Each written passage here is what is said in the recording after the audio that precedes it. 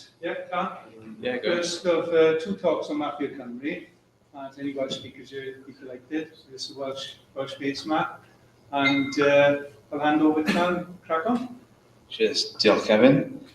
So my name is Carl Morris. I work freelance as a web developer, and one of my big projects that I work on is called Mapio Cymru, and I'm here with Wyn as well from Mapio Cymru, and I'm going to be talking about use of OpenStreetMap and a little bit about the switch to OSM stack of software and how we ultimately created a map server that was in Welsh, monolingual. If I said switch to OSM, or if I talked about MapNIC, who would sort of have some experience of that or know what that was? Okay, that's quite useful to know. So some people here, not everybody. There's probably going to be some stuff here that might be quite obvious and plain to those people who just put their hands up, but that's fine. I should also keep an eye on the time, shouldn't I? So I'm respecting everything. So a little bit of context for people who might not know. So the Welsh language is used every day. It is used in education, is used in work, in leisure. There is music, there's film, there's TV, there's literature. And I'm probably not going to be talking a great deal about any of those things. I'm going to be talking about a niche within a niche, which is sort of mapping technologies. Here's a shot of the Wales Millennium Centre, which is quite a nice shot of a bilingual poem there down in Cardiff Bay. And just to kind of convey to you that the Welsh language is very important to the people that speak it, and it's really, particularly for me, I would say, it's very important that I'm able to live my life through the medium of Welsh and to be able to access services and use software in Welsh. That's a really big deal for me, and you might have to just sort of take my word for that. A lot of what we're saying today may have some application to other languages as well, particularly what we call lesser resource languages. So languages that maybe don't have a long history of being supported by a big state, political state, or by big corporations. And you'll see in a minute how free software and open source software and open data as well are a great kind of boon for speakers and users of those languages. So I'll defer the talk about literature maybe to another time. As a bit of a flavour, there are a lot of Welsh medium software and digital services that are available. So often you can switch your interface, and that can be, very often it can be volunteer powered, the localization work that goes on. Very pleased that Mastodon is available in Welsh as well. Quite a hot topic at the moment. And some of these others are just examples. Google kind of offer interfaces in Welsh, but they also, in some instances, don't. So can't entirely rely on them to have the kind of the ideal of using a phone or using a computer through the Welsh language. So the problem for us, or maybe the opportunity, if you like, which and a lot of the kind of the nucleus of the idea started with Wyn, and a conversation that Wyn was having was, at one point in time, there's just no way to get a map and look at your phone and see a map in Welsh, where you would have everything in Welsh, monolingually. And that's something that a lot of people would take for granted in a lot of languages, and particularly well-resourced languages like English and Spanish, for example. Mandarin, those users would be very used to being able to using online services. So we've got just a few examples here where you have Google Maps, Bing, which is a degree of support for the Welsh language, but not entirely. And we also have the OS maps. Interestingly, OS have some data in the Welsh language that doesn't always necessarily get viewed on the maps that OS provide. I think I'm right saying that. So that's the problem. Like, where do we start? So fortunately, we were able to get a little bit of funding from Welsh Government just to create a prototype, a proof of concept, something we can show people where we can say, look, we can have maps in the Welsh language. And how do we get to that point? So there are a number of data sets out there. There's actually quite a lot of data out there, and there's a lot of data available, but it's not always easy to access from the point of view of a lesser resource language, which is why open data was immediately appealing to us. So here's an example of Wikidata, and this is a sort of a district that's a little bit down the road west of here. Tregatug, or you'd say Cadoxton, would be. You'd see both of those on a sign if you were travelling west of here, going into the Vale of Glamorgan. So that's open data. That's exciting for us and a possibility. We're also aware there's a public body called the Comisiynydd Cymraeg, the Welsh Language Commissioner, that has existed since 2011. And the main work of the Welsh Language Commissioner is in holding public bodies to account to make sure that they provide services in Welsh. So any public organisation that works in Wales is required to conform to certain standards, so that if you are sort of dealing with a local authority, for example, you can expect that you'll be able to, hopefully, to speak to somebody through the medium of Welsh about your issue or fill in forms in Welsh. And that's the main work that the Welsh Language Commissioner does. But they also have a small department which is about standardising place names in Welsh. And this is open data as well, so credit to them.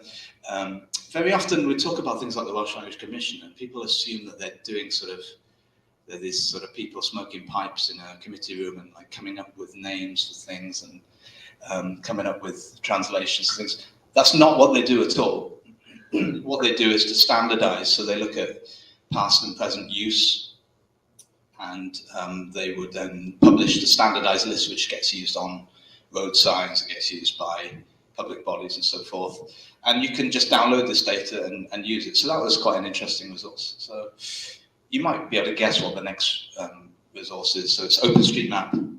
Woohoo! So OpenStreetMap primarily is a data source, and it's a map that anybody can edit. Who's edited OpenStreetMap before here? Quite a lot of people, some people. You can edit it. It's a little bit like Wikipedia in the way that you can edit it, and I think it was inspired by Wikipedia initially.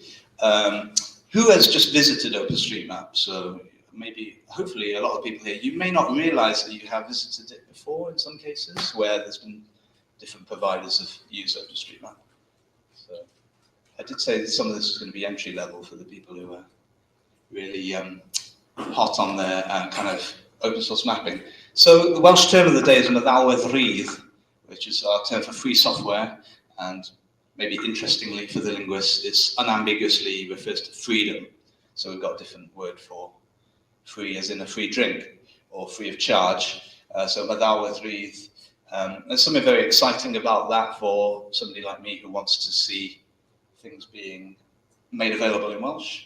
And we also have Freedom Zero, which is in the GPL family of licenses, software licenses.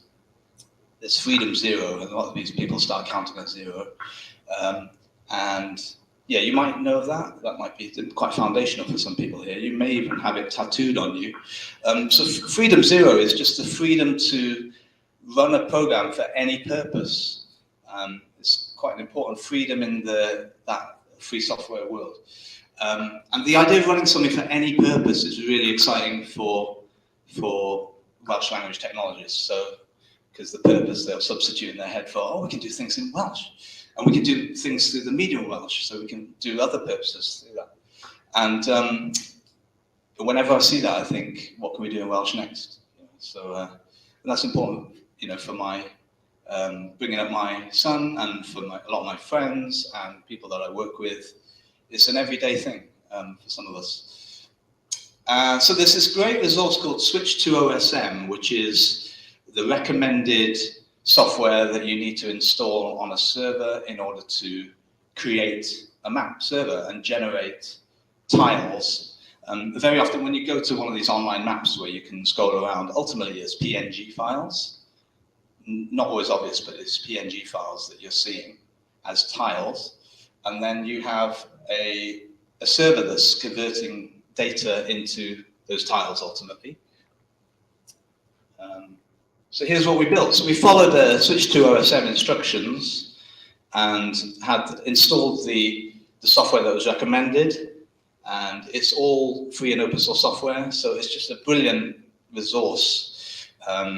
Anytime there's something, and not only in terms of language, but if there's something that you really need to do when it comes to the base map and the tiles underneath, and you can't get it anywhere else, you could create your own server and you could host your own server. You know, for probably something like £10 a month, you'd get something if you get a web host and install that software. And now, yeah, so there was this magic moment where we sort of turned on the lights and there was a map in Welsh that showed the data that was there in OpenStreetMap. A lot of it is kind of buried in OpenStreetMap, I would say. I'll tell you more about that in a minute. So here are the main tools that we are using, and this will be familiar to the people who put their hands up earlier. I'm going to just really quickly summarize. So we have data at the far left there. We started off with the OpenStreetMap data, which you can download from. There's a website called GeoFabric, which is a great resource, which is just predominantly chopping up the data and offering different countries for people to download who don't have huge computers like they do. And then there's a script, I never know how to pronounce this, something like OSM2 pig squeal or something like that. And then that will then import the data that you have. It could be other data like the data we talked about earlier, outside of OpenStreetMap as well. And that will go then into the PostgreSQL database on your server, and with PostGIS as well to give it the geo features. Going to just really quickly summarize. So you have Mapnik and RenderD. They generate those ping files, those tiles. They work in, RenderD calls Mapnik to. Actually, somebody could shoot me down if I'm technically wrong on any of the stuff I'm saying. This is actually the first geo project I've ever worked on. So it's been good to have these kind of resources available where they've been tested, and there's a community out there that hopefully maintains them. Ultimately, those go into a cache, and then you have Apache, which is a web server, which is then serving those tiles to the user.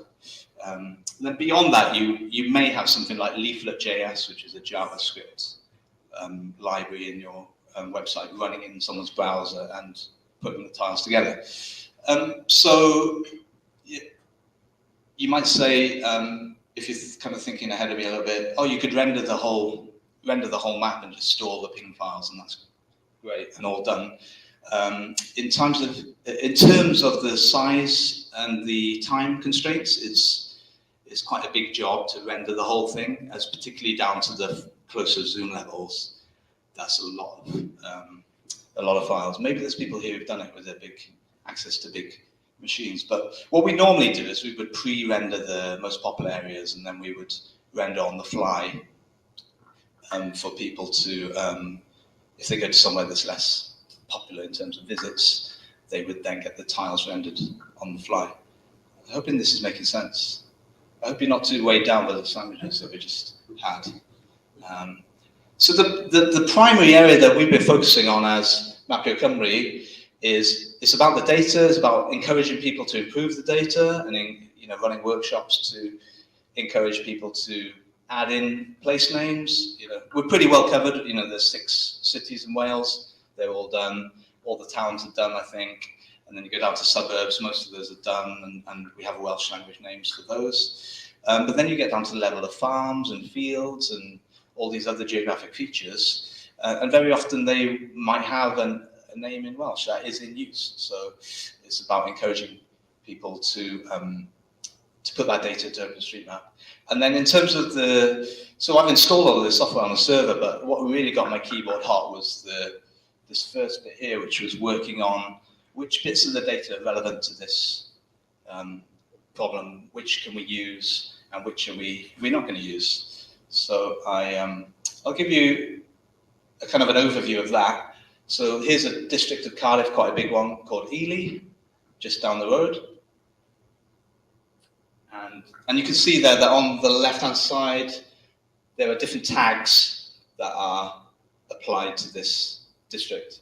So have Ely, which is a name tag, and then you have name CY, and you have Trelai. So Trelai is, both of those names have been used for quite a very long time. They're very established. You see them on road signs, you'll hear people say them. And so our system is able to get the name CY, which is specifically Cymraeg.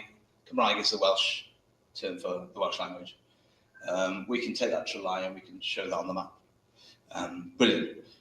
But then in some other instances, we just have a name, and this is the bit that's kind of challenging for us, coming from our linguistic perspective or multilingual perspective, is that you have Caira, which is how it's pronounced in the area, and it doesn't actually have that name CY tag, so we don't know what in terms of the importing in the software, we don't know what that's referred to as in Welsh. It just so happens that the name tag there is what is used.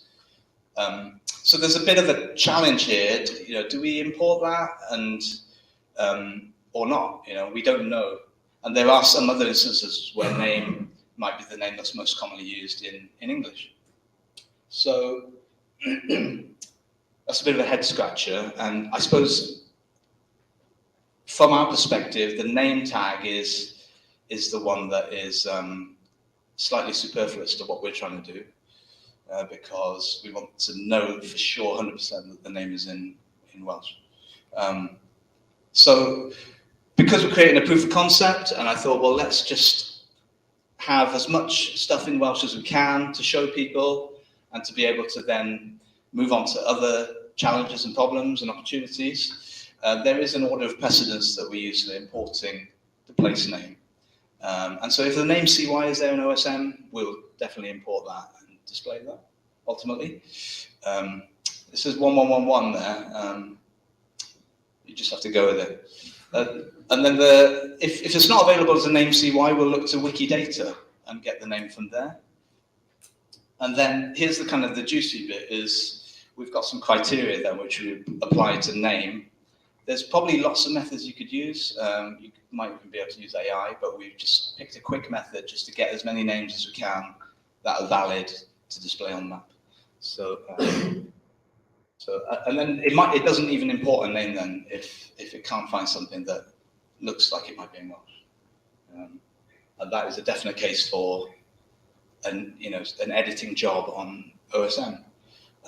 So I use a Lua script for that, if you're interested. So I use this letter salad script, which I love, by the way. It's brilliant for taking the OSM data, importing it into the database. And there's a Lua script which does the sort of application of a criteria. Never written in Lua before. That was interesting. And this is what I use. So we had a green list, which is, if it's in the name, it's tagged as name and it has one of these in it, then it's very likely to be in Welsh. We have Afon, Banai, Bryn with a hyphen and so on. Afon you might recognise if you've come from over the border. Avon is our generic word for river, and there's a couple of rivers in England, I think, that have a similar name, Avon. River Avon means river, or translates to river. And so that's, if it has one of these words in, it gets imported and it gets displayed. So there's something a little bit kind of slightly crude about that, I will admit, and slightly kind of maybe slightly hacky about that, but it was a great way of displaying lots of names in Welsh. And for the time being, because we're running a proof of concept, we don't have to display something if we don't know what the name is in Welsh. And then once we got kind of drunk on the possibility of creating a map server, we created a different one, which has kind of more experimental sort of approach where you have, I don't know if you see there, but there's question marks and stars and a full stop. And they were just ways of indicating, okay, which of those four in the precedence process has this name come from, or which source does it come from? So you can see on the left at the top there's a boiler Dyffryn, and that one's come from Wikidata. And then we have Maes Teg at the bottom, which has come through from the name CY tag. So great for editors to be able to, well, we're just going to be introducing this to editors and showing them and saying, look, this is where we need to be improving OSM. And we haven't had any pushback on this, but our the thing that we've been saying to people, and this may be relevant to you if you edit OSM, is adding in the name CY tag is new information. So even if it looks like a duplicate of the name tag, you're explicitly saying this is the name that's being used in Welsh. That's new, useful information. And so let's go wild and let's just have a name CY tag for everything. Focusing on Wales initially at the moment, but moving beyond in the longer term. And it's actually kind of quite surprising to me maybe that we're only using sort of 13.7% of the names that are, of the entities that are displayed on the map are coming from name CY. And in the huge majority of cases, we're not actually displaying a name at all. But those would include, fields, farms, and sometimes schools. We have some fairly okay coverage already, even with these quite small percentages of data that are available to use. And this is a way of also highlighting for people that they can take part, and also for organizations to take part where that's appropriate in terms of ones that are sitting on data. So some of the outcomes of this work are just sort of anecdotally. We might go to the National Eisteddfod, which is a kind of cultural jamboree that we have in Wales every year.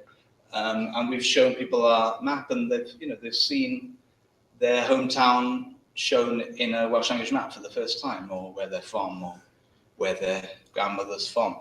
And that's quite a powerful thing that we've been able to show people.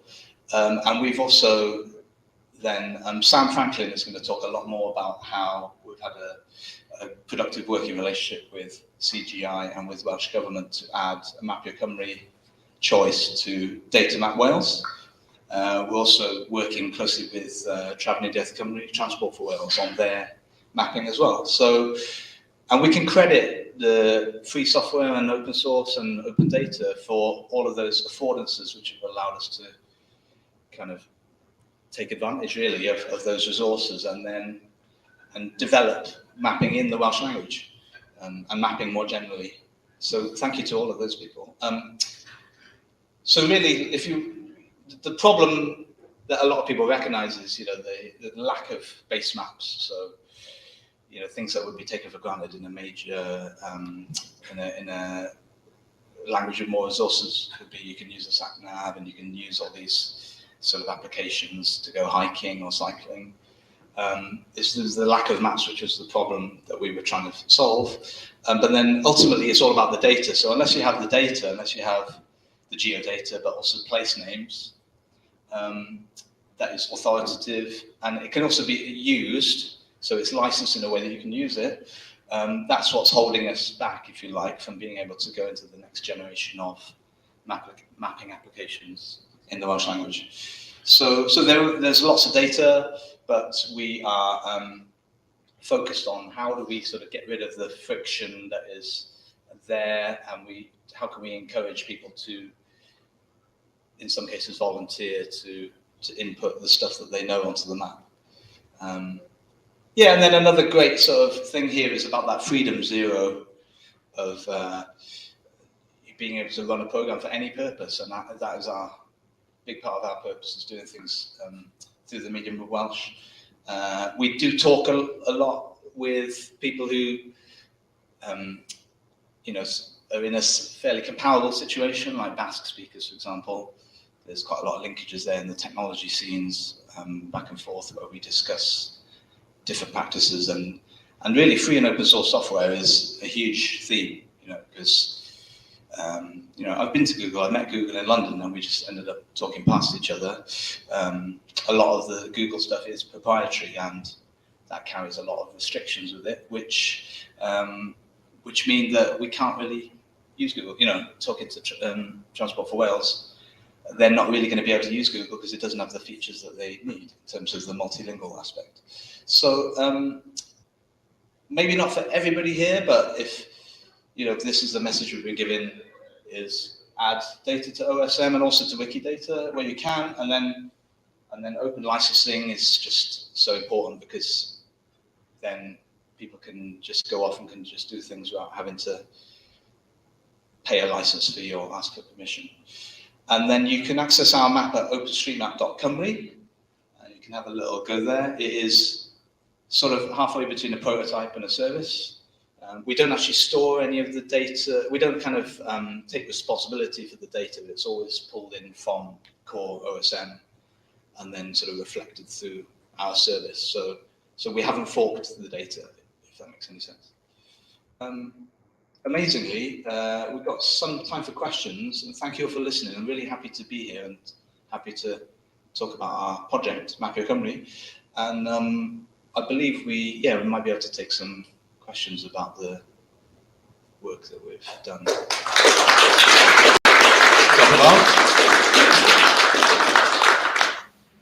Hi. Well, it's like you did a lot of work before you set the rules. You went to apply to Welsh language. Do you write that back into the source of the OSM? All right. So if people didn't hear it, there's a question about the rules that we would apply, and do we import that back into OSM? I mean, really, it's just probably the short answer to that is no. It was just a way of getting. It was just a way of getting as many names as we could in a fairly short space of time. Quite a DIY approach, really, to doing it. And proof of concept, and also because name is defined in OSM, the name tag as the commonly used. I forget the exact term, but it's the name on the ground or the name that's most commonly used, or which are quite difficult for us to define from the multilingual point of view. If it were entirely up to me, I would get rid of name from OSM, but I know it's not up to me, and it's a community. Because I think everybody's coming from a linguistic perspective in the world. And so a name is always going to be in a language. And so the presence of that name tag is in some ways useful because there's a lot of useful data there, but it's also quite ambiguously defined when you have, Welsh is the official language, de jure official language in Wales. And English is a de facto official language, although there's no specific law, it's a de facto official language. We have a multilingual environment, and it's quite hard to rule on that. And I imagine it may be similar in other places as well, where they might have to grapple with that. It depends on the fact that if you use a name which is the one that's used most popular, say a place in Cardiff, if you're Welsh English speaking, you say it's Cardiff, you should go with the name. If you're Welsh, you say Cardiff. Yeah. That should be the name for you. Which one would you use? Yeah, exactly. After the tag come into play, you have Cardiff, Cardiff, CY. But then what would you put in the normal name field? Yeah. Do you know what? That could have been me talking just now. Yeah.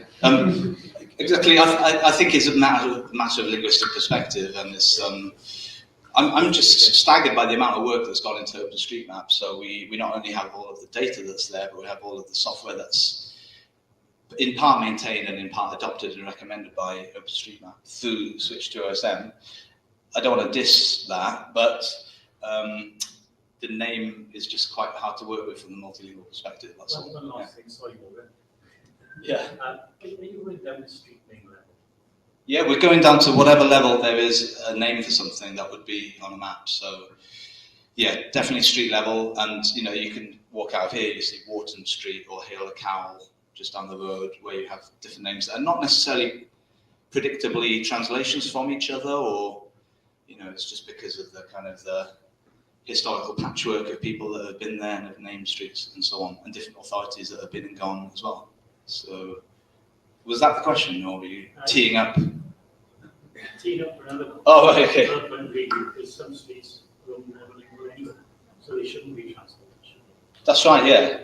If I had to be really pedantic, I'd say we don't actually translate at all, in the sense of doing a linguistic translation. We would go with the name that is being used. But yeah, absolutely. Yeah, there's like Bow Street might be a great example in Ceredigion, where I think, as far as I know, that's the name that's used in any language. So you're right, And we also have Boulevard de Nantes and Stuttgarter Straße as well in Cardiff. So those are the names. We wouldn't try to find a Welsh equivalent of those like Welsh language equivalent. There's very few actually bilingual, official bilingual streets. So a lot of the time it will either be Welsh or Gothic, English and Welsh. I think you're talking about the yes. So you keep the street names as they are, because they're a special name. And when you change it, how would you know to change the few bilingual, officially bilingual streets and the not to change them? It's what's happened on the street intake, isn't it? Yeah, I think we're trying to create a map that ultimately people will use and will want to use twice. So we would go with the name that is in use. So we're not doing any kind of work to impose any kind of original naming, because that's not what it's about. But there are kind of ambiguities there, and there are different kind of local authorities can have different approaches. I think in Gwynedd, they have, just to name one example, they do have a lot of names which are provided in one or two languages. Yeah, we want to reflect the world as it is. You know, we're not allergic to saying something is something street, if that's what it's called, and that's what people use in the Welsh language, then that's what will either be on the map or ultimately will be on the map. Yeah. Last question. Okay. The question really comes to what is next. Because I agree you shouldn't be changing the source data. It's a great viewer, but then you have to ask yourself, well, isn't there a national mapping agency? And is it not their remit to map features in Great Britain? So the next step for me would be, well, what is the national mapping agency doing? Can we visualize it? Where are they complete or incomplete? Yeah. Because a lot of their naming and street data will come from the gazetteers, which are, as you say, local authorities. So you've got all these third-party data sources. Yeah. But there's one big missing one, in my opinion, which is not complete. But how incomplete is it? This is a great way to visualize it and bring it to attention. Yeah, I think that's a really good kind of question / comment to end on, because we do have OS here, we've got Welsh Government here, and that national mapping agency could be born today. In theory, that would be a great thing to have, would be an authoritative source. This is the best of what we could do with the open data that are available.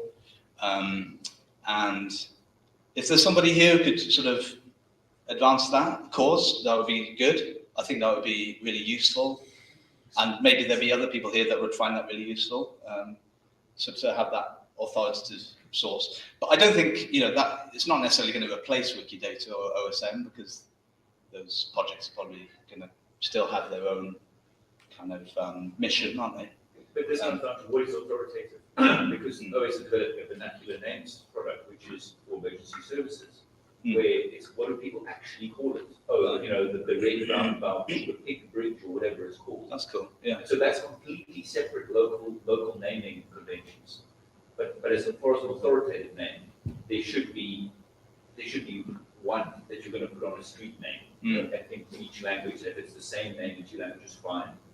And then there should be an advanced set of vernacular names. Yeah, I mean, the vernacular names are probably just as valid to a lot of people, so why not include those and label them as vernacular names as well? That could be useful as well. Yeah, I think that's a really there's a lot of potential in that comment, and in the time we now have available, we might not be able to get to the very bottom of that, but probably a good way to finish. So you lead into the next talk anyway. Mapio Cymru was. Oh, sorry.